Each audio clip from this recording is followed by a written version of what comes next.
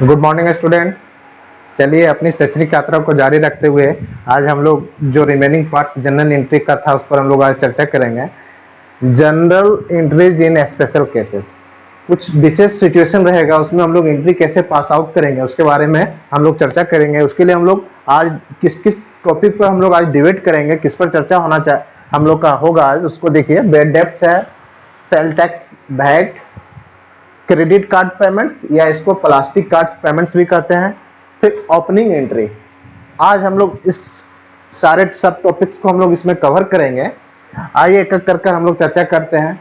अभी तक हम लोग जनरल कैसे किया जाता है, कितने प्रकार के खाता होते हैं, जनरलाइजिंग रूल्स क्या है, प्रत्येक खाता के लिए हम लोग सीख चुके हैं और उस पर आधारित एंट्री को भी हम लोग किए। आइए एक एक करके हम लोग देखते हैं इस केस में हम लोग कैसे एंट्री करेंगे। Bed debts,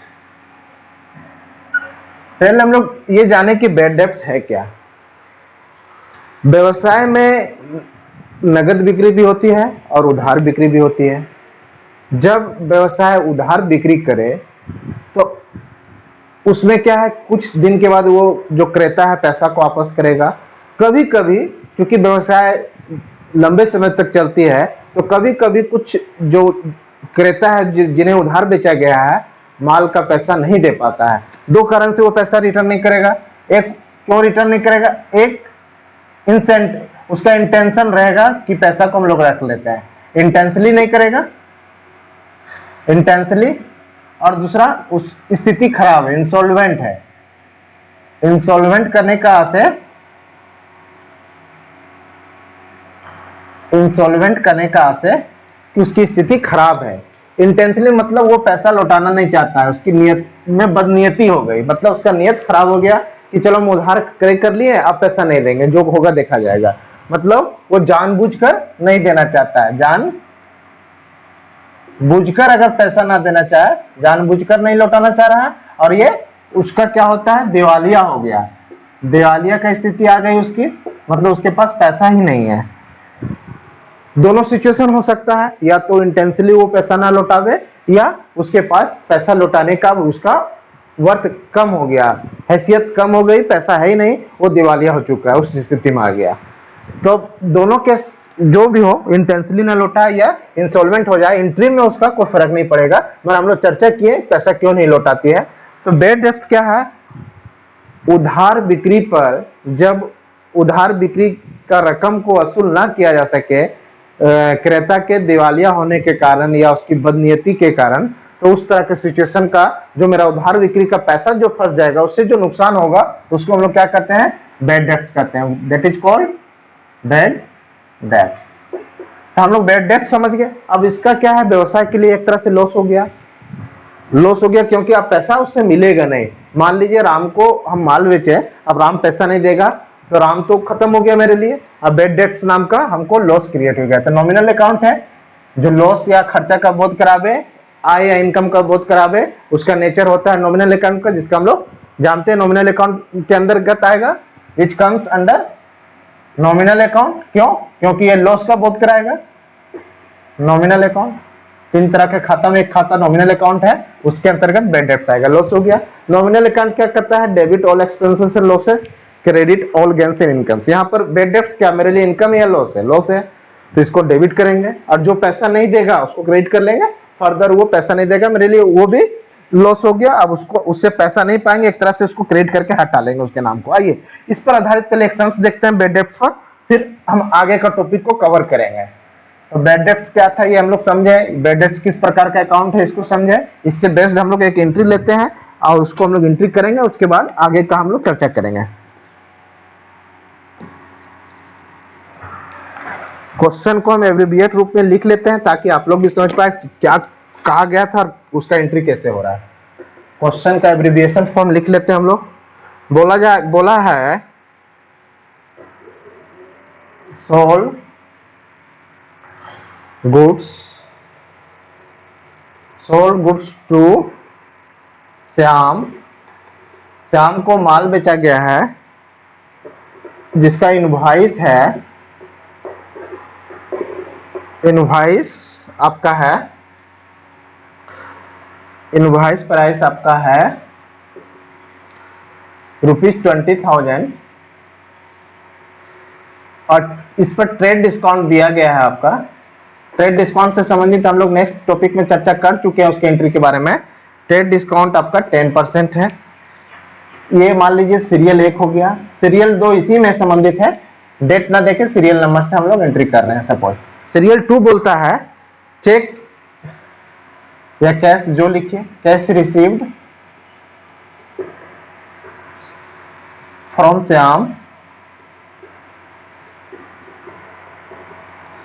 ₹2000। 20,000 का इनवॉइस लिस्ट प्राइस का माल 10% डिस्काउंट पर बेचा गया और उसमें से वो नगद 2,000 दिया। तीसरा पॉइंट सीरियल बोलता है कि श्याम बिकम इंसॉल्वेंट, श्याम हो गया इंसॉल्वेंट एंड ₹50 एंड रुपीज नहीं होगा, 50 पैसे इन ए रूपी received could be received from his estate। मतलब चूंकि दिवालिया होता है तो उसके संपत्ति से ही पैसा लाया जाता है, इसलिए एस्टेट लिखा। हमको इस पर ज्यादा जोर नहीं देना है। यहाँ 4 सीरियल नंबर दिया है, चारों सीरियल नंबर के अनुसार हम लोग को एंट्री करना है। आइए फॉर्मेट के अनुसार ही कर लेते हैं। हम लोग क्या लिखेंगे, general entries in the books of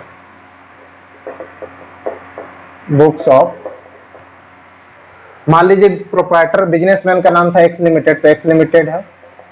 तो यहां पर हम लोग फॉर द ईयर एंडिंग लिखेंगे, फॉर द ईयर एंडिंग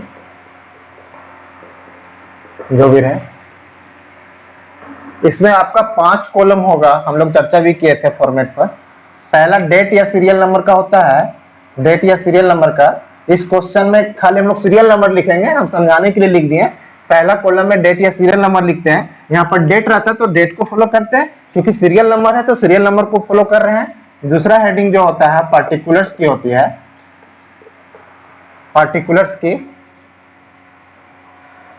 इसके बाद का जो फॉर्मेट होगा वो LF का, और फिर 2 भाग में, एक भाग में डेबिट का अमाउंट, एक भाग में क्रेडिट का। ये हो गया आपका LF का डेबिट, ये क्रेडिट अमाउंट रुपीज। आइए सीरियल नंबर हम लोग 1 लिखते हैं, डेट को मिटा देते हैं क्योंकि डेट दिया ही नहीं है प्रश्न, सीरियल से चला है तो सीरियल नंबर को फॉलो करते हैं। सीरियल 1, सीरियल 1 में क्या है, sold goods to Shyam, Shyam को माल बेचे। किसी का नाम आवे और नगद का जिक्र ना करे तो हम लोग समझेंगे उधार बेचे, इस पर भी चर्चा हो चुकी है। नाम आवे और परचेज हो या सेल हो तो कैश का जिक्र नहीं है तो उधार। इनवॉइस प्राइस आपका 20,000 है। ट्रेड डिस्काउंट तो सबको मिलता है, चाहे उधार बिक्री हो नगद बिक्री। तो यहाँ पर उधार बिक्री पर भी ट्रेड डिस्काउंट मिलेगा। तो हम लोग बिल फाइनली बनेगा, श्याम को डेबिट करेंगे, श्याम को मिल रहा है, श्याम से अकाउंट डेबिट। हम लोग क्या बोले थे, पहले हम लोग अकाउंट्स को रिकॉग्नाइज करेंगे। यहाँ पर एक अकाउंट श्याम अफेक्टेड है, एक अकाउंट श्याम अफेक्टेड है। कौन अकाउंट है, किसी का नाम है तो पर्सनल अकाउंट है।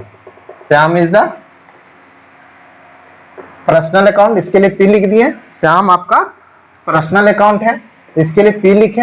अब जो गुड्स जा रहा है मेरे लिए रियल अकाउंट से, ये goods is the real account. Shyam पर पर्सनल का रूल्स अप्लाई करेंगे और गुड्स पर रियल का। पर्सनल क्या करता है, debit the receiver, credit the giver. और रियल अकाउंट क्या कहेगा, debit what comes in, credit what goes out. मतलब पाने वाले को डेबिट करो, देने वाले को क्रेडिट। रियल अकाउंट्स बोलती है जो व्यवसाय में कम्स इन हो आवे उसको डेबिट, जो व्यवसाय से गोज आउट हो बाहर जाए उसको क्रेडिट। तो यहाँ पर देखिएगा श्याम को बेच रहे तो श्याम पाने वाला है, माल उसको मिल रहा है, इसलिए श्याम से अकाउंट को हम लोग डेबिट किए। अब व्यवसाय से जो गुड्स एसेट्स है बाहर जा रहा है इसलिए इसको क्रेडिट करेंगे। जब भी माल बेचते हैं तो उसका नाम हम लोग सेल्स रखते हैं। टू सेल्स अकाउंट, है ना। अब अमाउंट कितना रहेगा, तो अमाउंट 20,000 ना रख के टीडी घटा के लिखना है, इस पर हम लोग चर्चा कर चुके हैं। तो 2,000 ट्रेड डिस्काउंट का आपका घट जाएगा, सेल्स के सामने क्रेडिट साइड में 18,000। नरेशन भी हम लोग लिख सकते हैं, being goods sold to Shyam of ₹20,000 at 10% TD. Narration जगह का अभाव है, इसलिए नरेशन को हम लोग यहाँ कवर नहीं कर रहे हैं। सीरियल नंबर 2 पे आते हैं। सीरियल 2 क्या कर रहा है, केस श्याम क्या किया, जो बोलता 18,000 जो से पाते थे उसमें से 2,000 हमको रिसीव दे दिया। कैश रिसीव कौन श्याम है, तो कैश आ गया व्यवसाय में। 2 खाता प्रभावित है, यहाँ भी कौन कौन खाता प्रभावित है देख लीजिए आपका, एक केस और एक श्याम। श्याम पर्सनल अकाउंट है, कैश संपत्ति है, तो ये रियल अकाउंट है। रियल अकाउंट क्या कहता है, डेबिट व्हाट कम्स इन और गोज आउट। तो यहाँ पर देखना होगा कि इसको डेबिट आ रहा है व्यवसाय में तो डेबिट होगा कैश, व्यवसाय से बाहर जा रहा है तो क्रेडिट होगा। क्योंकि हम रिसीव कर रहे हैं तो आ रहा है, इसीलिए कैश को हम लोग डेबिट करेंगे, कैश अकाउंट डेबिट। ठीक है। अब श्याम पर्सनल अकाउंट है तो पाने वाला होगा, अगर पर्सनल अकाउंट करता है डेबिट द रिसीवर, पाने वाले को डेबिट, क्रेडिट द गिवर। तो यहाँ पर श्याम गिवर के रूप में देने वाला है, इसीलिए इसको क्रेडिट करेंगे। जब भी किसी का नाम रहे उसमें अकाउंट लिखना है तो हम लोग एपोस्ट्रोफी एस लगाते हैं, एपोस्ट्रोफी एस का मेंशन कर देंगे। 2,000 डेबिट में किस के सामने और 2,000 श्याम के सामने क्रेडिट में भी। चलिए इसका नरेशन को हम लोग फिर स्केप कर रहे हैं, छोड़ रहे हैं, फिर भी चर्चा कर लेते हैं। क्या नरेशन करेंगे, being cash received from Shyam. जो स्ट्रक्चर हम लोग लिखा चुके हैं, बीइंग प्लस ऑब्जेक्ट रहेगा प्लस V3, तो बीइंग कैश यहाँ ऑब्जेक्ट हो गया प्लस रिसीव का रिसीव्ड हो जाएगा V3। सीरियल 3 में जाते हैं हम लोग। सीरियल 3 कर रहा है श्याम बिकम इंसॉल्वेंट, श्याम दिवालिया हो गया एंड 50 पैसे इन ए रूपी, मतलब 1 रुपया पा रहे हैं तो 50 पैसा could be received from he estate. उसके संपत्ति जितना है उसके संपदा से हमको 50 पैसा ही मिलेगा, क्या कि दिवालिया हो गया। तो अब हम समझ गए कि बेड डेब्ट का सिचुएशन आ गया इसमें, क्या कि फाइनली कितना पाया जा सकता है, उसके 50 पैसा पाया जा सकता है 1 रुपया के अगेंस्ट में। तो श्याम से अभी हमको निकालना होगा कि वर्तमान में कितना पा रहे हैं। टोटल उसको 18,000 का माल बेचे थे, उसमें से 2,000 ऑलरेडी पा चुके हैं। टोटल उसको बेचे हैं हम 18,000 का माल बेचे थे, 2,000 वो कैश दे चुका है। अब बचा 16,000। 16,000 में बोल रहा है कि 50 पैसे इन रूपी, मतलब 50 पैसा 1 रुपया में पा रहा है, तो 16,000 में कितना पाएगा। तो मान लीजिए 1 रुपया में हम कितना पा रहे हैं, हाफ 1/2। 1 रुपया में हम 50 पैसा पा रहे हैं, मतलब 1/2। तो 16,000 में हमको कितना मिलेगा, 8,000। तो 8,000 हमको बेड डेब्ट हो गया, 8,000 कैश मिल जाएगा। आइए तो कैश भी मिलेगा हमको 8,000 का, कैश अकाउंट या बैंक भी लिख सकते हैं, कैश अकाउंट डेबिट। इसमें घबराना नहीं है कि कहीं कैश लिख रहे हैं कहीं बैंक, जनरली अब दोनों चलेगा, मगर चूंकि व्यवसाय कैश में कम लेन देन करती है इसलिए जहां भी जिक्र हो रिसिप्ट तो वहां बैंक का ही हम लोग लिखेंगे, और कैश भी लिखिएगा तो ठीक है। कैश हमको बेड डेब्ट्स नाम का लॉस हो रहा है, लॉस नॉमिनल अकाउंट है इसलिए इसको हम लोग डेबिट करेंगे, बेड डेब्ट्स अकाउंट डेबिट। अब श्याम गिवर था उसको क्रेडिट कर देंगे, पर्सनल अकाउंट है टू श्याम से अकाउंट। श्याम तो अब 16,000 से मेरा खत्म हो गया, तो 16,000 का 16,000 श्याम से क्रेडिट करेंगे। 8,000 नगद मिला, 8,000 का हमको नुकसान हो गया। यहाँ पर 3 खाता प्रभावित है। एक तो कैश जो आएगा 50 पैसे इन रूपी, रियल अकाउंट है जो 8,000 का रूप ले लिया, 1 रुपये में 50 पैसा था मगर हम पा रहे थे टोटल 16,000, तो ये रूप ले लिया कैश में 8,000 का। अब 8,000 हमको नुकसान हो गया बेड डेब्ट्स, ये आपका नॉमिनल अकाउंट को रिप्रेजेंट करेगा, ये नॉमिनल अकाउंट हो गया। कैश हो गया आपका रियल अकाउंट और श्याम पर्सनल अकाउंट। सब पर जिसका रियल पर रियल का रूल अप्लाई किया, व्यवसाय में कैसा आ रहा है कमसिन तो डेबिट। नॉमिनल अकाउंट बोलता है जितना खर्चा हानि हो उसको डेबिट, आय इनकम को क्रेडिट। तो यहाँ खर्चा ग्रुप में बेड डेब्ट से, पर्सनल बोलता है debit the receiver credit the giver, तो यहाँ गिवर है इसलिए क्रेडिट किया। चलिए इसका एंट्री स्पष्ट हो गया, तो उम्मीद करते हैं आप लोग बेड डेब्ट से रिलेटेड एंट्री समझ पाए होंगे। कभी कभी सिचुएशन क्या होता है, बेड डेब्ट रिकॉर्ड हो गया, अब फाइनली हो सकता है कि किसी प्रकार से बेड डेब्ट्स का रिकवरी हो जाए, तो मेरे लिए जो लॉस था लॉस रहा नहीं, तो उसके लिए एक एंट्री क्या करेंगे, अगर बेड डेब्ट्स रिकॉर्ड होने के बाद भी कुछ पैसा आ जाए तो पैसा तो व्यवसाय में आएगा तो उसको डेबिट करेंगे, कैश अकाउंट डेबिट। अब जो लॉस था लॉस खत्म हो रहा है, इनकम हो गया एक तरह से, इनकम का रूप धारण कर लिया तो बैड डेब्ट्स रिकवर्ड अकाउंट दे देंगे, रिकवरी अकाउंट। स्पष्ट है? जो अमाउंट रहेगा बैड डेब्ट्स होने के बाद कुछ पैसा मिल जाए, होता है कभी कभी कि कुछ हम लोग केस मुकदमा चल रहा था, हम बैड डेब्ट्स एंट्री कर लिए, कुछ पॉजिटिव्स आया, चाहे उस पर ईमानदारी आ गया शाम को कि नहीं चलिए बदनीयती मेरा सुधर रहा है, हम अच्छे राह पर जा रहे हैं, हम कुछ पैसा दे देते हैं। तो जो भी आ जाए बैड डेब्ट्स होने के बाद तो cash account debit to bad debts recover, क्योंकि ये इनकम का रूप दे लिया। देखिए नॉमिनल अकाउंट ये भी है, मगर ये अब इनकम के रूप में आ गया तो नॉमिनल अकाउंट बोलता है डेबिट ऑल एक्सपेंसेस, तो एक्सपेंसेस के रूप में डेबिट हुआ था, क्रेडिट ऑल गेन्स, तो यहाँ इनकम के रूप में क्रेडिट हो जाएगा। और कैश चूंकि आ रहा है, रियल अकाउंट है, कम सीन हो रहा है, इसलिए डेबिट हो गया। आइए अब बैड डेब्ट से रिलेटेड जितने भी सम्स होंगे आप लोग उसको करेंगे। बैड डेब्ट से रिलेटेड हम लोग का चर्चा खत्म हो गया। यहीं पर एक चीज और करते हैं, मान लीजिए हम लोग बहुत जनरल एंट्री करते हैं तो एक पेज में एंट्री समाप्त नहीं होती है, दूसरा पेज में जाना है, तो उस समय क्या करेंगे, पहला पेज में हम लोग क्या करेंगे, एंट्री को जोड़ लेंगे, एंट्री को हम लोग जोड़ लेंगे, यहां पर लिखेंगे बैलेंस कैरिड फॉरवर्ड। सीएफ करने का मतलब कैरिड फॉरवर्ड है ना, आगे ले जाया जा रहा है। तो जोड़ लीजिए 20 और 16, आपका 36,000, दोनों तरफ बराबर ही होगा, यहां भी 36,000 ही होगा, यहां रुपीज लिखेंगे। अब अगला पेज पर जैसे जाएंगे तो सबसे पहले फॉर्मेट तो बनेगा, एंट्री करने से पहले हम लोग लिखेंगे बैलेंस, सीएफ लिखते हैं वहां पर बीएफ ब्रॉड फॉरवर्ड, मतलब आगे लाया गया, और इसी अमाउंट को वहां पहले बिठा देंगे, उसके बाद से सीरियल मान लीजिए 4 होता है तो नेक्स्ट एंट्री करते हैं। क्लियर है?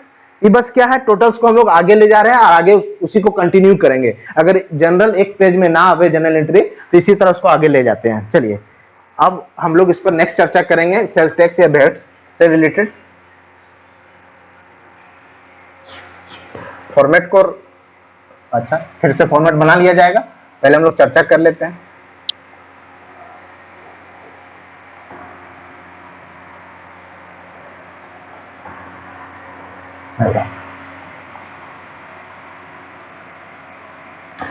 तो बैड डेब्ट से रिलेटेड हम लोग समझ पाए बैड डेब्ट्स क्या है, बैड डेब्ट्स का अकाउंट जनरलाइज कैसे किया जाएगा, उसका जनरल अकाउंटिंग हम लोग समझ पाए। अब हम लोग समझते हैं सेल्स टैक्स या वैट, क्या चीज को हम लोग सेल टैक्स बोलते हैं और वैट क्या है और उसका अकाउंटिंग एस्पेक्ट कैसे होगा, उस पर हम लोग अभी चर्चा करेंगे। देखिए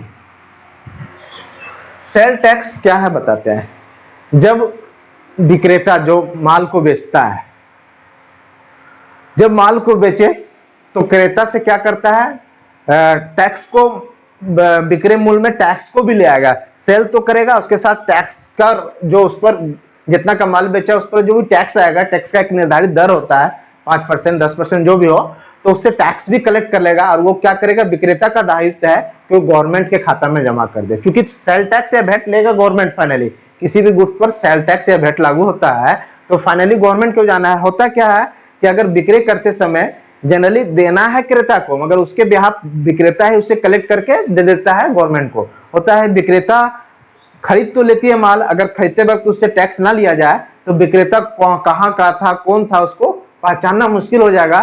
फाइनली क्या होगा, गवर्नमेंट को लॉस हो जाएगा, जो माल बिका उस पर उसको टैक्स नहीं मिल पाएगा। इसलिए नियम क्या बनाया गया कि विक्रेता जब माल बेचे उसी समय क्रेता से आप टैक्स ले लीजिए, तो इससे क्या होगा, टैक्स का जो चोरी होगा कुछ हद तक बंद हो जाएगा। क्योंकि क्रेता हो सकता है कि टैक्स ना दे सरकार को, और सरकार को कौन खरीदने वाले ढेर सारे हैं तो पहचानना मुश्किल हो जाएगा। इसीलिए क्या होता है कि सेल टैक्स को लागू किया गया। वैट पर हम लोग बाद में चर्चा करेंगे, अभी सेल टैक्स पर चर्चा करते हैं।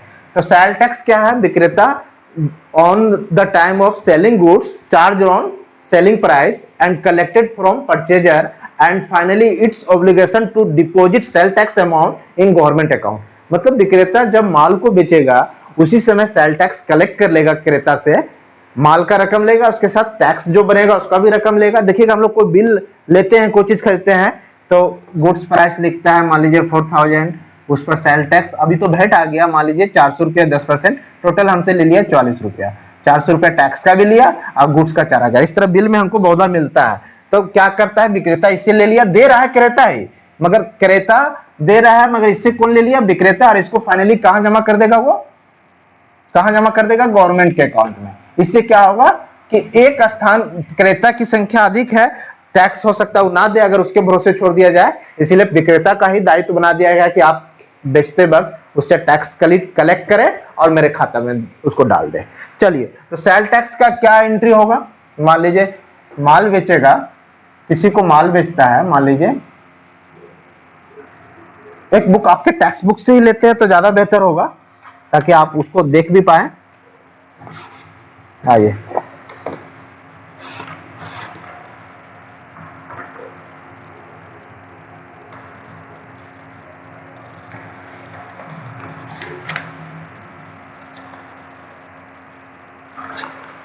सेल टैक्स से रिलेटेड एग्जाम्स आपके बुक से ही ले रहा है, ताकि आपको उसको समझने में आसानी हो। क्वेश्चन को पहले हम लोग लिख लेंगे ताकि आपके पास क्वेश्चन भी आ जाए इजीली, और सेल टैक्स का क्या ट्रीटमेंट हुआ वो आप समझ पाए। आइए,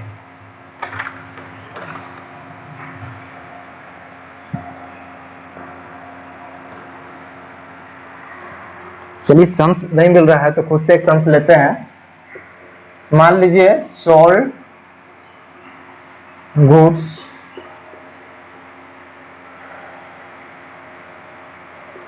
for cash of rupees 10,000 and sales tax collected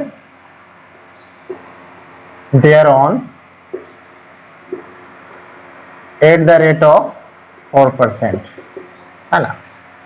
हमको इसको जनरल एंट्री करना है। ट्रांजेक्शन्स क्या है? माल बेचा गया नगद 10,000 का, उस पर सेल टैक्स चार्ज करना है, कलेक्ट करना है 4% के दर से, इसका एंट्री करना है। देखिए माल बेचे तो मेरे पास कैश आएगा, स्वाभाविक है कैश आएगा, कैश अकाउंट डेबिट। मेरे पास से संपत्ति चला जाएगा बेचने के कारण, तो टू सेल्स अकाउंट। यानी हम लोग क्या करते हैं, 10,000 का 10,000 डेबिट करते हैं और सेल्स में 10,000 ले देते हैं। मगर यहाँ पर हमको सेल टैक्स भी यहाँ पर चार्ज किया गया 4%, तो उससे हम सेल टैक्स भी लेंगे, उसको क्या लिखेंगे, सेल्स टैक्स कलेक्टेड। कलेक्ट कर रहे हैं हम, collected account.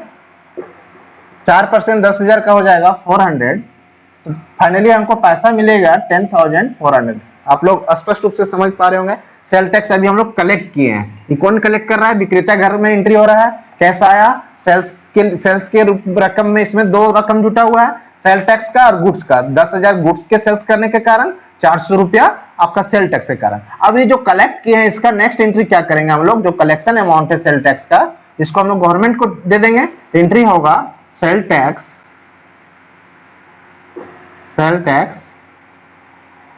Collected account debit to bank account या कैश अकाउंट, कितना 400। फाइनली गवर्नमेंट के खाता में पैसा डाला जा रहा है, किसके द्वारा, विक्रेता के द्वारा। तो चलिए सेल टैक्स से रिलेटेड हम लोग एंट्री देख लिए। अब हम लोग चर्चा करेंगे, मतलब सेल टैक्स कलेक्ट किया, गवर्नमेंट को दे दिए, सेल टैक्स का फंडा था। अब आइए, उधार अगर बेचते तो यहाँ पर मान लीजिए नगद नहीं रहता, उधार बेचते तो सप्लायर का नाम लिखते, मतलब परचेजर का नाम लिखते हैं, या उसको डेटर्स भी बोलते हैं, या जो नाम रहता है वो नाम लिखते हैं।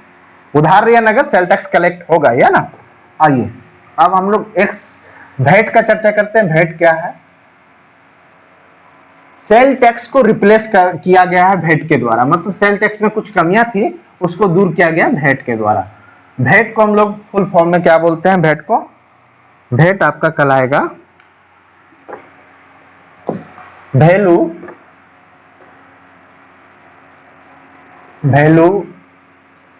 Added tax. ये आपका संक्षेप रूप में आपका हो गया वैट, वैल्यू एडेड टैक्स, है ना। सेल टैक्स जनरली अब बहुत राज्य वैट को हटाकर सेल टैक्स लाया है। अब तो जीएसटी वगैरह लागू हो गया है, तो अब और नया दौर आ चुका है। मगर अभी चूंकि हम लोग के सिलेबस में इससे रिलेटेड सम्स को करना है, तो इसको भी हम लोग को सीखना है।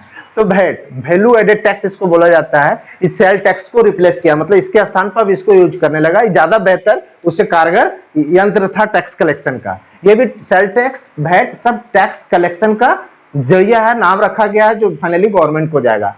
वैट और सेल टैक्स में क्या अंतर है समझते हैं। सेल टैक्स में हम लोग अभी सीखा कि विक्रेता माल को बेचते वक्त उस पर जो सेल टैक्स लिख लेगा उसको कलेक्ट करेगा क्रेता से, और फाइनली उसको गवर्नमेंट के खाता में डाल देगा। अभी क्या है, मान लीजिए विक्रेता बहुत बार क्या है कि कच्चा बिल दे दिया, माल कितना बिक रहा है पता ही नहीं चल रहा है। कच्चा बिल आता है ना, हम लोग को बहुत को बोलता है बिल लीजिए कच्चा, कुछ पैसा छूट दे देंगे, कुछ पैसा कम मान लीजिए 1000 टैक्स लिखता है, 100 रुपया कस्टमर को दिया, 900 रुपया खुद रख लिया।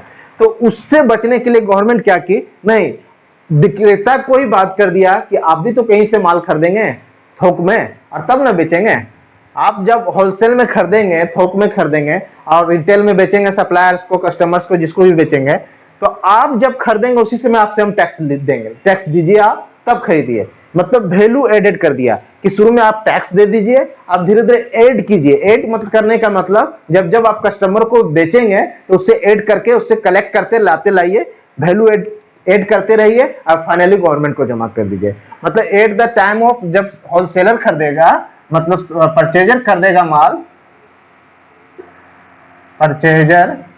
परचेजर जब करेगा तो उसको देना है, और सॉरी परचेजर तो देगा ही, सेलर और परचेजर। इससे हमको बेहतर समझ में आएगा क्या इसका क्या अंतर था दोनों में और क्यों वैट को लाया गया सेल टैक्स के स्थान पे। पहले क्या था कि सेलर जब बेचेगा परचेजर से टैक्स कलेक्ट करेगा और दे देगा वो सेल टैक्स। अब क्या है, सेलर जब खुद खरीदेगा तो इसको वैट देना होगा, वैट पेड करना होगा इसको, है ना। इसको वैट इनपुट भी कहा जाता है, इसको वैट पेड या वैट इनपुट। स्पष्ट है। अब फाइनली क्या करेगा, मान लीजिए 10,000 का माल खरीदा ये, इस पर ये वैट दे दिया, उसको वैट पेड के नाम से रखा गया सेलर। अब सेलर धीरे धीरे कभी 2,000, कभी इसको बाइफरकेट करके विभिन्न किस्तों में बेचेगा, हो सकता है एक मुश्त भी बेचे, जो भी सिचुएशन हो। जब भी बेचेगा तो ये वैट इस परचेजर से फिर वैट लेगा, उसको बोला जाएगा वैट कलेक्टेड, वैट कलेक्टेड या वैट कलेक्टेड या वैट आउटपुट भी बोला जाता है इसको, उसको इनपुट, इसको आउटपुट। स्पष्ट है। मतलब उस केस में, सेल टैक्स के केस में खाली परचेजर से कलेक्ट करता था, गवर्नमेंट को देता था, मगर वैट के केस में सेलर खुद पहले वैट पेड करेगा, अब धीरे धीरे इसको रियलाइज करेगा, कलेक्ट करेगा। किससे? जब ये गुड्स को परचेजर को या कस्टमर को बेचेगा तो धीरे धीरे कलेक्ट करेगा। तो दोनों में अंतर समझ गए। अब क्या होगा, फाइनली जो वैट पेड किया और जो वैट कलेक्ट किया, दोनों में जो डिफरेंस होगा वो किसको चला जाएगा, गवर्नमेंट को चला जाएगा। गवर्नमेंट को टैक्स कलेक्शन में हो गया। आई थोड़ा ज्यादा सख्त हो गया कि इसमें टैक्स हो सकता है कच्चा बिल भी देगा, तब किसको नुकसान है। मान लीजिए ये तो वैट पेड करके लाया गुड्स को, अब ये बिना बिल का देगा तो इसका जो वैट पेड है उसका रियलाइज नहीं ना होगा। समझिए बात को, इंपॉर्टेंट बात है। ये तो खुद वैट पेड करके लाया है माल बेचने के लिए, और जब ये बिना बिल का बेचेगा, इसका मतलब इससे पूर्णतः टैक्स कलेक्ट नहीं करेगा, तो उस केस में ये नहीं बेच पाएगा बिना टैक्स का, क्योंकि वैट ऑलरेडी टैक्स पेड कर चुका है वैट के रूप में। तो जब तक कलेक्ट नहीं करेगा तब तक उसका सामंजस्य नहीं हो पाएगा, है ना। इसीलिए थोड़ा ज्यादा स्ट्रिक्ट है, ज्यादा अच्छा है। सरकार की नजर से टैक्स की चोरी पर रोक लगेगा इससे ज्यादा अच्छा से। आइए, वैट का कंसेप्ट हम लोग समझ लिए, और इस पर बेस्ड हम लोग सम्स को देखते हैं, और उसके बाद और ज्यादा बेहतर हो जाएगा। आइए एक सम्स लेते हैं आपके बुक से ही। सम्स को हम लोग पहले लिख लेते हैं, फिर इसका फॉर्मेट में हम लोग एंट्री करेंगे।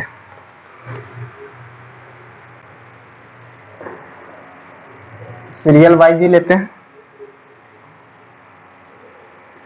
Purchased goods, purchase goods from Ram rupees 50,000 less trade discount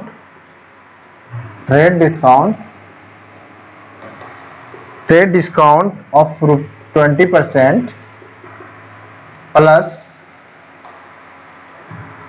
VAT 10%। अब किसके बुक्स में हम लोग कर रहे हैं, किससे, मान लीजिए राम से परचेज किया, अब इसका दूसरा सीरियल बोला है, अब इसको धीरे धीरे बेचेगा। सोल्ड गुड्स कॉस्टिंग, जिसकी लागत है, सोल्ड गुड्स कॉस्टिंग रुपीज 15,000 के लागत का बाल को बेचा गया टू रमन। राम से खरीदा, रमन को बेचा गया फॉर रुपीज 20,000। 20,000 में बेचा 15,000 के माल को, प्लस प्लस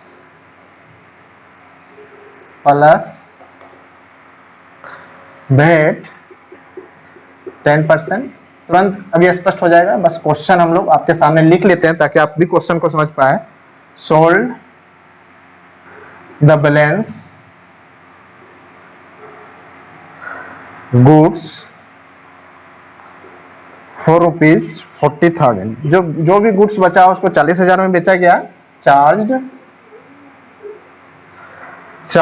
भेट 10% चार्ज किया गया।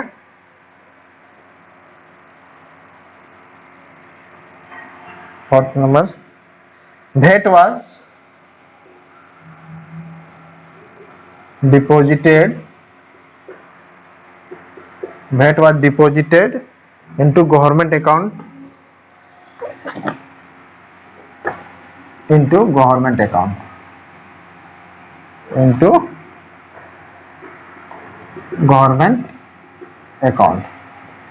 चलिए आपका क्वेश्चन फिर से हम एक बार दोहरा लेते हैं ताकि समझ में आ पाए।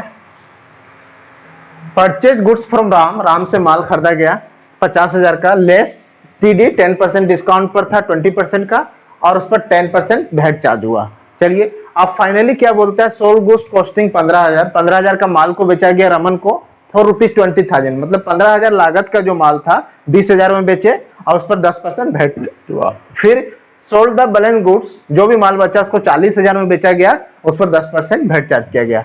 भेट was deposited into government account. आइए फॉर्मेट हम लोग यहाँ पर journal entry in the books of, मान लीजिए एक्स लिमिटेड के घर में था तो एक्स लिमिटेड की ही रहने देते हैं। अब इसको हम लोग एंट्री वाइज देखते हैं। यहाँ भी डेट नहीं दिया हुआ है तो हम लोग सीरियल नंबर को ही फॉलो करेंगे। सीरियल नंबर, डेट रहता तो डेट को मेंशन करते हैं। यहाँ पार्टिकुलर्स का आपका कॉलम हो गया ताकि आपका फॉर्मेट में मस्तिष्क में स्पष्ट हो जाए और आपको याद हो जाए। आइए अमाउंट का 2 कॉलम हो गया। ये आपका LF लेजर फोलियो, ये डेबिट और ये क्रेडिट साइड, अमाउंट रुपीज। आइए सीरियल 1 को हम लोग पहले कवर करते हैं। सीरियल 1 क्या कर रहा है, परचेज किए गए राम से, किसी का नाम है मतलब उधार करे किए हैं। ट्रेड डिस्काउंट 20% था, 50,000 में 20% तो इजीली हटा देना है ताकि ट्रेड डिस्काउंट का हम लोग एंट्री नहीं करते हैं। तो 20% मतलब 10,000, मतलब 40,000 का वॉइस हो गया इसका, और उस पर 10% 40,000 जो 10,000 लेस होने के बाद 40,000 का जो माल आया उस पर भेट कितना है आपका, भेट 10% मतलब 4,000। तो एंट्री उधार किसी का नाम है मतलब उधार करे किया गया है, तो राम अकाउंट, राम का नाम है तो Ram's account, Ram give sorry Ram तो सप्लायर है, हम करे कर रहे हैं तो मेरे पास माल आएगा तो परचेज अकाउंट डेबिट तो भेट पेड किए हैं। यहां पर हम परचेज पर जो भेट लगेगा वो भेट पेड हो गया, तो भेट पेड या इनपुट भी बोल सकते हैं इसको, भेट पेड लिखिए जो लिखिए, भेट पेड अकाउंट डेबिट टू किसको देना है, किससे करे किए हैं, राम से। मतलब समझ लीजिए कि थोक विक्रेता के घर में एंट्री हो रहा है, पहले वो माल करे किया राम से, तब उसको बेच रहा है धीरे धीरे। राम से अकाउंट कितना का माल था, 40,000 लागत का, इस पर 40,000 था 50,000 का, मगर उसमें 10% ट्रेड डिस्काउंट घटने के बाद 40,000 आया। भेट का दर 10% है, 10% किया, टोटल 44,000 हमको देना है जिससे हम माल करे किया, उसका नाम राम है। अब नेक्स्ट इसका सीरियल, इसका जनरल हो सकता है करेंगे हम लोग, being goods purchased and from Ram and VAT paid thereon at the rate of 10%। Clear है? वही फॉर्मेट से हम लोग नरेशन को लिखेंगे। नरेशन पर अभी हम लोग ध्यान नहीं दे रहे, पहले एंट्री कर लेते। अब बोलता है सोल्ड गुड्स टू कॉस्टिंग 15,000, मतलब 40,000 का जो था उसमें से 15,000 का जो लागत का माल को 20,000 में बेचे। तो एंट्री तो हम सेलिंग प्राइस पर करेंगे, लागत जो मेरे लिए फायदा है। तो अब रमन को फिल किए, रमन को ₹4 जितना 20,000 में बेचा गया है, तो रमन नाम आ गया और नगद का जिक्र नहीं है, तो रमन को हम लोग यहाँ पर क्या करेंगे, डेबिट करेंगे। चाहे यहाँ पर हम फोरकेस कर देते हैं तो आपका ट्रांजेक्शन हो गया नगद। यहाँ अगर रमन सिर्फ फोरकेस ना जोड़ते तो रमन को डेबिट करते हैं, मगर हम कैश जोड़ देते तो पैसा आएगा। तो कैश अकाउंट डेबिट, रामन साहब कोई मतलब नहीं है। नाम होने के बाद अगर कैश भी जुड़ जाए तो नगद ट्रांजेक्शन हो जाता है। अगर यहाँ कैश नहीं जोड़ते, नाम है तो उधार होता है। Cash account debit to sales कर रहे हैं, to sales account, to VAT collect हो रहा है, भेट कलेक्टेड, पेड पेड किया है, यहाँ कलेक्टेड होगी आपका, कलेक्ट कर रहे हैं अकाउंट। 20,000 से एंट्री करेंगे और उस पर 10% भेट है तो 22,000 पैसा मेरे पास आएगा। कॉस्टिंग से हमको कोई मतलब नहीं है कितना का माल कितना में बिक रहा है, उससे मतलब है। अब आपका 20,000 से ये हो जाएगा और भेट कलेक्टेड 2,000। तीसरा नंबर बोल रहा है रिमेनिंग गुड्स जो बचा मेरा तो 25,000 का, 40 में 15,000 का माल बेच दिए, जो 20,000 में बेचे हैं फायदा है। इस सेल्स जाएगा वहां, आप बोलिएगा प्रॉफिट का सर 5,000 का प्रॉफिट नहीं लिख रहे हैं। ऑटोमेटिक जब अकाउंटिंग बनाएंगे सेल्स घुसेगा तो सेल्स में तो कॉस्ट और प्रॉफिट दोनों जुड़ा हुआ है ना। सेल्स मतलब कॉस्ट और प्रॉफिट, इसलिए उसको अलग से लिखने का जरूरत नहीं है। इसलिए 20,000 क्रेडिट कर दिए, ट्रेडिंग में जाएगा, जब फाइनल अकाउंट बनाएंगे उसमें प्रॉफिट का इंपैक्ट हमको खुद दिख जाएगा। तो यहाँ पर आप 25,000 का माल को कितना में बेच रहे हैं हम, उससे बेच रहे हैं बैलेंस गुड, मतलब 25,000 का माल 25 कहां से लाए, 40 का था, 15 का बेचे, 25 का 40 में, तो 40 से मतलब है फॉर कैश है चार्ज। फिर एक तो एंट्री होगा सीरियल 3 में, cash account debit, debit to sales account, to VAT collected account.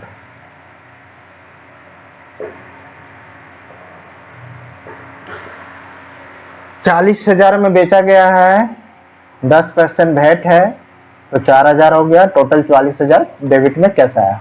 अब क्या करना है, जो भेट वाज डिपॉजिट गवर्नमेंट के अकाउंट में हमको जमा करना है।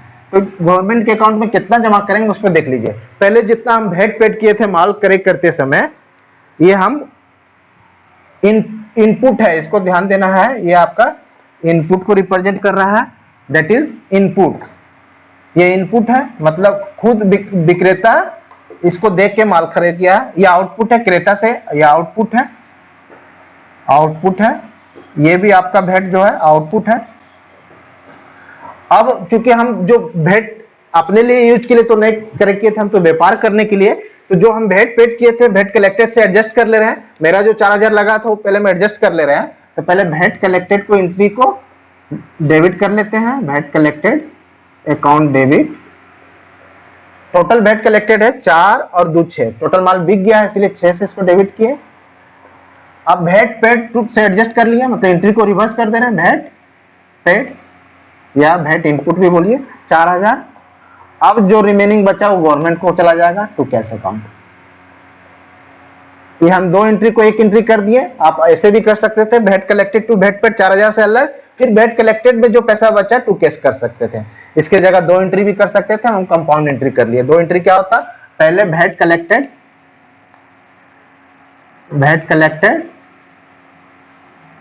अकाउंट डेबिट टू भेट पेड, ये कितना से होता है 4 से। अब एक एंट्री होता है फिर से, भेट कलेक्टेड में 2,000 बचा वो गवर्नमेंट को देते हैं, VAT collected debit to cash account या बैंक अकाउंट 2,000। तो 2 एंट्री करने का कोई मतलब नहीं था। भेट कलेक्टेड को टोटल 4 से डेबिट, 6 से डेबिट कर लिए, भेट पेड को 4,000 से क्रेडिट और कैश को 2,000 से क्रेडिट। कंपाउंड एंट्री जिसको हम लोग सीखे हैं, कंपाउंड एंट्री बोला जाता है। 2 एंट्री में अगर एक साइड में डेबिट साइड में सेम एक ही डेट को 2 एंट्री हो, क्रेडिट साइड में एक ही खाता हो या डेबिट साइड में, तो दोनों को जोड़ा जा सकता है। क्या कि भेट कलेक्टेड यहाँ 4 था, भेट कलेक्टेड यहाँ भी 2 था, तो दोनों को जोड़कर 6 कर दिए। एक एडजस्ट था भेट पेड का और एक गवर्नमेंट को पेड था, ये गवर्नमेंट को पेड है। चलिए, ये भेट से रिलेटेड आपका ट्रांजेक्शन हो गया, इस पर आप लोग अमल करेंगे, इससे रिलेटेड सारा सम्स को करेंगे। आप फिर हम लोग आज क्रेडिट कार्ड पेमेंट्स और ओपनिंग एंट्री के बारे में चर्चा करेंगे। आइए देखते हैं।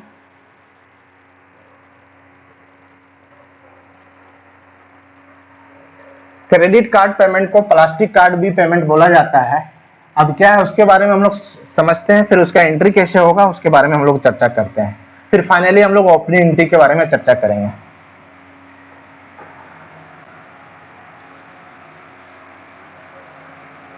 अब क्या है कि लोग क्या करती है, कंपनियां क्रेडिट कार्ड प्रोवाइड करती है अपने कस्टमरों को, और एक तरह से उधार बिक्री या क्रय पर उधार क्रय का ही रूप है।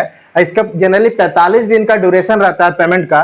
क्या करेगी कंपनियां, तुरंत कार्ड आप कार्ड के थ्रू पेमेंट कर देंगे, और एक तरह से उधार परचेज ही माना जाता है, और वो पेमेंट कंपनियां करती है इमीडिएट सप्लायर को, उसके बदले कमीशन वसूल करती है सप्लायर से ना। आइए इसका कंसेप्ट समझते हैं। एक तरह से उधार परचेज ही है, क्रेडिट परचेज या क्रेडिट सेल्स बोलिए इसको, क्रेडिट परचेज ही है, जिसका ड्यूरेशन जनरली कितना रहता है, 45 डेज का, है ना। ठीक है, अब क्या है, ये क्रेडिट परचेज उधार करे के ही समान है, 45 दिन की रहती है, मगर इसमें एक कंपनी इन्वॉल्व हो जाती है जो क्रेडिट कार्ड प्रोवाइड करती है, प्लास्टिक कार्ड, और वो क्या करती है, विक्रेता और क्रेता के बीच मध्यस्थता का काम करती है, मतलब एक गारंटर का काम करती है, उसके बदले वो कमीशन पाती है। जो करे किया है वो क्या करेगा, तुरंत ना करके कार्ड का यूज कर लिया, क्रेडिट कार्ड का या प्लास्टिक कार्ड का, और वो क्या करेगा, उसको कुछ दिनों में कार्ड के थ्रू कार्ड प्रोवाइडर को पैसा देगा, इसके बदले वो क्या करेगा, और जो बेचने वाला है उसको क्रेडिट कार्ड कंपनी का एक आश्वासन मिल जाता है कि आप मेरे थ्रू बेच रहे हैं, मतलब आप नगद ही एक तरह से बेच रहे हैं, मगर है ये उधार, शॉर्ट टर्म के लिए उधार परचेज है जो कार्ड के थ्रू होती है। अब इसमें एंट्री क्या होगा, परचेजर के घर में, परचेजर के यहां और सेलर के यहां, जो बायर है और जो बेचने वाला है। देखिए जब ये कोई भी गुड्स करे करेगा तो इसके पास तो माल आएगा, परचेजर के पास मान लीजिए कार करे कर रहा है, तो कार एसेट्स है, कार अकाउंट डेबिट करेगा टू क्या करेगा, ये क्रेडिट कार्ड कंपनी को, जिससे करे क्या, उसको ना क्रेडिट करके क्रेडिट कार्ड से पेमेंट कर रहा है, तो क्रेडिट कार्ड से पेमेंट किया तो क्रेडिट कार्ड यहां क्रेडिट कर देगा, है ना। मतलब कैश ना देके जो भी अमाउंट हो वो लिखेगा कार का, मगर क्रेडिट कार्ड के थ्रू दिया, सिंपल है। ये अभी क्या हुआ, क्रेडिट कार्ड का यूज कर रहा है पेमेंट में, कार एसेट आया, और ये कंपनी है जो बाद में पैसा देना है इसको। आज समझ लीजिए क्रेडिट कार्ड इसके लिए क्या हो गया, पर्सनल अकाउंट हो गया, रिप्रेजेंट कर रहा है पर्सनल अकाउंट को, बाद में देगा, एक उधार करे के समान है। अब इसके यहाँ क्या होगा, ये सेल किया है तो इसके यहाँ से माल चला गया, तो टू सेल्स तो अकाउंट होगा ही, टू सेल्स अकाउंट, मान लीजिए जो भी अमाउंट हो, 4 लाख का कार है तो 4 लाख लिखते हैं, 4 लाख डेबिट में, 4 लाख क्रेडिट में। अब क्या है, 4 लाख का तो कार ये बेच दिया, इसके पास से 4 लाख का कार चला गया। अब क्या है, इसको तो पैसा इमीडिएट मिलेगा नहीं, तो किसको पकड़ेगा, क्रेडिट कार्ड कंपनी को, तो क्रेडिट कार्ड कंपनी डेबिट कर लेगा ये, जिस कंपनी का क्रेडिट कार्ड यूज किया है। अब इससे ये पैसा लेगा, एक तरह से ये इसका एसेट्स बन गया, डेटर सप्लायर, ये पैसा देगा सेलर को, है ना। और सेलर क्रेडिट कार्ड कंपनी किससे पैसा लेगा, बायर से लेगा। तो अब ये जब पेमेंट करने जाएगा जो भी समय हो उसके बाद, तो क्रेडिट कार्ड को डेबिट करेगा, credit card account debit to bank account, जो भी अमाउंट हो 4 लाख का, यहां 4 लाख का कर देगा। अब देखिए सेलर के घर में क्या होगा, इसको जब पैसा मिलेगा तो इसको कुछ कमीशन भी काटना पड़ेगा, दोनों का तालमेल होता है, तो सेलर कुछ कमीशन भी देगा क्रेडिट कार्ड कंपनी को। कमीशन जनरली ये दोनों से कमा लेता है, मगर यह अंडरस्टूड है कि आपको नियत समय पर 45 दिन के अंदर कुछ समय दे देता है कि इतना अंदर के आप पेमेंट चुका दीजिए, तो आपको कुछ कमीशन नहीं लगेगा। और जब ये भूल करता है तब परचेजर से ये कमीशन चार्ज करता है, सेलर से भी कुछ कमीशन लेगा, मान लीजिए 1% कमीशन ले रहा है, तो सेलर को नुकसान हो गया, नॉमिनल अकाउंट कमीशन से खुलेगा इसका, कैश तो इसके पास आएगा, कैश अकाउंट डेबिट, कौन देगा पैसा इसको, आप क्रेडिट कंपनी देगा, क्रेडिट कंपनी को कौन दिया, परचेजर दिया। अब इसको कुछ कमीशन नाम का नुकसान हो गया, क्या कि कमीशन देना होगा, नॉमिनल अकाउंट के रूप में रहेगा, एक्सपेंस के रूप में अकाउंट डेबिट जो परसेंट रहे, और टू कौन, क्रेडिट कार्ड कंपनी यही पैसा दे रही है। मान लीजिए 1% है तो 4,000 इसका अथी चला गया, अब 3,96,000 इसको मिलेगा, 4 lakh credit card company complete हो गया। चलिए प्लास्टिक कार्ड से रिलेटेड ये हम लोग का एंट्री था, इसको क्रेडिट कार्ड बोले या प्लास्टिक कार्ड, बहुलतः कमीशन सेलर को ही बेयर करना है, और ये जब पेमेंट में डिले करेगा तो क्रेडिट कार्ड कंपनी इससे भी कमीशन कलेक्ट करती है इन व्यवहारिक रूप में। अब आइए जो अमाउंट रहेगा उसके अनुसार हम लोग एंट्री करेंगे। अब हम लोग लेते हैं ओपनिंग एंट्री क्या है। ओपनिंग एंट्री से पहले एक चर्चा अब हम लोग और कर लेते हैं, इसमें एक पॉइंट और कवर करना था हम लोग को, गुड्स का एक पार्ट इसका रह गया, पहले उसको हम लोग चर्चा कर लेते हैं। गुड्स का बहुत नामों से व्यवसाय में जाना जाता है, उसके बारे में हम लोग चर्चा करते हैं। गुड्स जब हम लोग करेंगे परचेज करेंगे, ऑन परचेज, गुड्स किसको बोलते हैं? कोई भी व्यवसाय जो चीज का व्यवसाय करे वो उसका गुड्स कहलाता है। मान लीजिए मेरा साइकिल बेचने का दुकान है तो साइकिल मेरे लिए गुड्स है, मेरा कार बेचने का दुकान है तो मेरे लिए कार गुड्स है। जनरली कार एसेट्स को बोध कराता है, साइकिल एसेट्स का, मगर एसेट्स का ही मेरा बिजनेस है तो वो मेरा गुड्स हो गया। चावल बेचने का दुकान है, किताब बेचने का दुकान है, वो सब गुड्स है। मतलब जो भी व्यवसायिक संस्था जिस चीज का व्यवसाय करेगा वो उसके लिए गुड्स कहलाता है। अब गुड्स को विभिन्न नामों से जाना जाता है, कभी परचेज बोलते हैं, कभी उसको सेल्स बोलते हैं, कभी परचेज रिटर्न्स बोलते हैं, कभी सेल्स रिटर्न बोलते हैं। सिचुएशन हम जानते हैं। ऑन परचेज मतलब जब भी गुड्स को परचेज कर रहे हैं तो इसका नाम क्या रखा गया? परचेज, ना कि गुड्स। एसेट्स को हम नाम से देते हैं, मान लीजिए कार एसेट्स के रूप में तो कार अकाउंट लिखेंगे, मगर कार मेरा गुड्स है तो कार ना लिख के उसको परचेज लिखेंगे। मतलब जब भी हम इसको परचेज करेंगे गुड्स को जिसका व्यवसाय कर रहे हैं तो परचेज अकाउंट से इसका नाम दिया गया है, इसलिए इसको डेबिट करते हैं। ऑन सेलिंग, जब सेल कर रहे हैं गुड्स को तो उसको सेल्स अकाउंट नाम दिया गया है, इसीलिए सेल्स अकाउंट करके क्रेडिट करते हैं। जैसे गुड्स सोल्ड टू श्याम तो श्याम टू सेल्स अकाउंट लिखते हैं, गुड्स क्यों नहीं लिखते? तो ये अंडरस्टूड रखा गया है, जब भी आप माल को बेचिएगा तो उसको सेल्स अकाउंट बोलिए, जब भी करेक्ट कीजिएगा तो परचेज। अब जब परचेज है तो इससे एक अकाउंट और बन रहा है, इससे भी एक अकाउंट और बनेगा, वो क्या है उस पर चर्चा करते हैं। मान लीजिए माल बेचने के लिए परचेज किए, कुछ माल हो सकता है डिफेक्टिव आ गया होगा मेरे फैक्ट्री में जिसको हमको बेचना है मेरे स्टोर में, तो डिफेक्टिव माल को क्या करेंगे? सप्लायर को लौटाएंगे, तो उसका नाम हो गया परचेज रिटर्न। जब कुछ माल जो मेरे सैंपल के अनुसार, मेरे नमूना के अनुसार या डिफेक्टिव निकल जाए, ना मिले, तो उसको हम लोग परचेज रिटर्न, जब इसको वापस करेंगे तो इसको परचेज रिटर्न, या इसको एक और नाम दिया जाता है क्योंकि व्यवसाय से बाहर जा रहा है इसलिए रिटर्न आउटवार्ड भी बोला जाता है, या परचेज रिटर्न। इसको क्रेडिट करेंगे क्योंकि इसका व्यवसाय से फिर पुनः जा रहा है, आया तो परचेज, मगर किसी भी कारणवश से माल को लौटाना पड़ रहा है, व्यवसाय से बाहर जा रहा है, तो परचेज रिटर्न या आउटवार्ड, रिटर्न आउटवार्ड के नाम से इसको जाना जाता है। इसी तरह जब सेल्स किया, हो सकता है कस्टमर मेरे माल से सेटिस्फाइड नहीं है, या जो चीज देख के गया उसको जगह दूसरा चीज उसको डिलीवर हो गया, जो भी स्थिति वो वापस करेगा तो मेरे पास वो माल वापस आ जाएगा, उसका नाम हो जाता है सेल्स रिटर्न। सेल्स रिटर्न या रिटर्न इनवार्ड, व्यवसाय में आ रहा है इसीलिए इसको रिटर्न इनवार्ड भी बोला जाता है, इनवार्ड। स्पष्ट है? इसको डेबिट कर लेंगे क्योंकि बेचा हुआ माल पुनः वापस आ रहा है, किस नाम से करेंगे? Sales return. जब करे के रूप में माल आ रहा है तो उसका नाम परचेज, जब बेचा हुआ माल वापस होकर आ रहा है तो उसका नाम सेल्स रिटर्न, या इसी को रिटर्न इनवार्ड, क्योंकि व्यवसाय में आ रहा है इसलिए इनवार्ड, और व्यवसाय से बाहर जा रहा है तो आउटवार्ड। अब जो फाइनली साल के अंत में बेचा हुआ माल जो नहीं बिक पाया रह जाता है उसको हम लोग बोलते हैं क्लोजिंग स्टॉक। ये एसेट्स का रूप है। क्लोजिंग स्टॉक क्या हो गया? जो साल के अंत में at the end of the year, जब जो अभी तक बेचा नहीं गया और हम अकाउंटिंग कर रहे हैं तो वो हो गया क्लोजिंग स्टॉक, जो बिका नहीं है। अरे ही अगले दिन क्या हो जाएगा? इसी का नाम ओपनिंग स्टॉक हो जाएगा, ओपनिंग स्टॉक।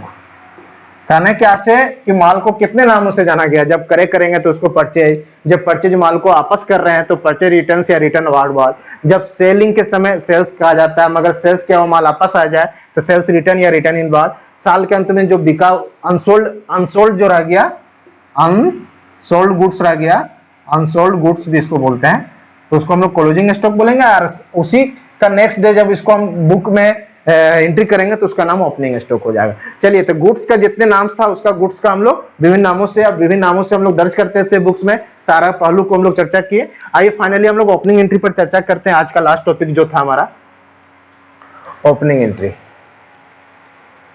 ओपनिंग एंट्री क्या है? होता क्या, साल में जब अकाउंट बना लिए, सारा अकाउंट बना लिए, तो अकाउंट बनाने के बाद क्या होता है, खर्चा को हम लोग आगे नहीं ले जाते। जितना भी खर्चा है व्यवसाय में उसको हम लोग जोड़ जाड़ के उससे खाली प्रॉफिट लॉस का हम लोग जानकारी मिल जाता है। उसको खर्चा हो गया तो उसको तो आगे नहीं ले जाना है। मगर जो संपत्ति है खर्चा से खाली हम लोग क्या करते हैं, ट्रेडिंग पीएल बना के प्रॉफिट निकाल लेते हैं या लॉस निकाल लेते हैं, मगर जो खर्चा हो गया उसको आगे नहीं ले जाना है, उसका खाता बंद हो गया ट्रेडिंग पीएल बनाने से। मगर ओपनिंग एंट्री जनरली एसेट्स तो आगे जाएगा, लायबिलिटीज जो अनपेड रह गया मेरा वो आगे जाएगा। तो अगले साल के शुरुआत में जो हम ओपनिंग एंट्री करेंगे उसमें सारे एसेट्स का चूंकि डेबिट बैलेंस चलता है उसको डेबिट कर लेते हैं, सारे लायबिलिटीज का देखिएगा क्रेडिट बैलेंस चलेगा उसको क्रेडिट कर लेंगे। तो साल के शुरुआत में संपत्तियों और दायित्वों को जो हम लोग एंट्री करते हैं सारे खातों को आगे लाने के लिए उसको हम लोग ओपनिंग एंट्री बोलते हैं। और इसमें क्या है, जितने एसेट्स है ऑल एसेट्स को हम लोग क्या करेंगे, ऑल एसेट्स जिसका डेबिट बैलेंस चलता है उसको हम लोग डेबिट करेंगे, ऑल लायबिलिटीज या क्रेडिटर्स को हम लोग क्या करेंगे, क्रेडिट करेंगे। जो जो नाम रहेगा नाम से, हो सकता है कभी कभी एसेट साइड घट जाए तो वो गुडविल होगी, आपका गुडविल का बैलेंसिंग फिगर रिप्रेजेंट करेगा, और यहां घट जाए तो वो कैपिटल को रिप्रेजेंट करेगा बैलेंसिंग फिगर। ये हो गया ओपनिंग एंट्री। इस पर बेस्ड एक सम्स देखते हैं हम लोग। आइए, कुछ सूचना दिया हुआ है पहले उस पर हम लोग चर्चा करते हैं, उस पर बेस्ड एक सम्स को ओपनिंग एंट्री कैसे किया जाता है। तो अब बोल रहे हैं सर ऑल एसेट्स खर्चा, तो साल के अंत में खर्चा का तो सारा पोस्टिंग ट्रेडिंग पीएल में हो चुका होगा, खर्चा आगे नहीं जाती है, इसलिए एसेट्स ही बचता है जनरली। अब इंफॉर्मेशन कुछ दिया हुआ है उसको हम लोग चर्चा करते हैं। क्या है आपका, बोल दिया क्या क्या डेबिट बैलेंस दिया हुआ था, हमको ओपनिंग एंट्री साल के शुरुआत में करना है, ओपनिंग एंट्री करना है। बैलेंस क्या क्या दिया हुआ है डेबिट में, डेबिट बैलेंस दे दिया है। जनरली हम लोग प्रैक्टिस करते करते हम लोग जान जाएंगे किसका डेबिट बैलेंस चलता है और किसका क्रेडिट, मगर अभी स्टार्ट है इसलिए चलिए बैलेंस दिया हुआ है उसी से हम लोग, उसी की मदद से हम लोग समझेंगे। जितने एसेट्स है खर्चा है उसका डेबिट बैलेंस चलता है, जितने इनकम और लायबिलिटीज है उसका क्रेडिट बैलेंस चलता है। आइए, डेबिट बैलेंस में आपका कैश दिया है ₹650, सन्ड्री डेटर मतलब जिसको उधार बेचे होंगे वही सन्ड्री डेटर्स है, कुछ डेटर्स रह गया है जिससे पैसा लेना बाकी है, वो एसेट्स का उदाहरण कर लिया है 12,350। फिर है बिल्डिंग, भवन, बिल्डिंग है आपका ₹2,500। फिर स्टॉक है, स्टॉक वही आपका क्लोजिंग स्टॉक, अब ओपनिंग स्टॉक का जो साल के अंत में नहीं बिका था वो क्लोजिंग, अब ओपनिंग स्टॉक हो गया, साल के शुरुआत में हम लोग इसका पोस्टिंग कर रहे हैं। तो ये अब फर्नीचर भी है, फर्नीचर है आपका अमाउंटिंग ₹500। फिर इन्वेस्टमेंट भी है, इन्वेस्टमेंट में मतलब कहीं हम पैसा रखे हुए हैं जो 1000। फिर फाइनली आपका कैश एट बैंक है, मतलब बैंक में भी मेरा पैसा है कितना, 5000। ये आपका डेबिट साइड का बैलेंस था। अब क्रेडिट साइड में कुछ कुछ बैलेंस दिया है उसको भी लिख लेते हैं। क्रेडिटर्स दिया है, क्रेडिटर्स मतलब जिससे हम उधार करे किए हैं, डेटर्स मतलब जिससे उधार बेचे हैं, और जिससे उधार करे किए हैं उसको हम लोग क्रेडिटर्स बोलते हैं।